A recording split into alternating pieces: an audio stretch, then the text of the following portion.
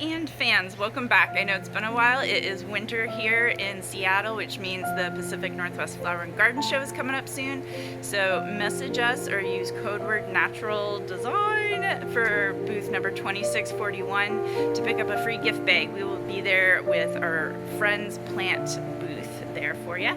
Today, after a long time gone, we are back in the studio and we are going to make a time-lapse memorial display in this container with awesome dried wood flowers, grasses, cinnamon sticks. We got dried eucalyptus here. We got statice. We got liatris. We got pampas grass. We got mini cattails, dried and colored ruscus. We got dried protea. So just a lot of really beautiful items, and especially if you're into texture, you're gonna love this. So go ahead and put pause, grab your tea or your drink, and then get ready for a little time-lapse build with us.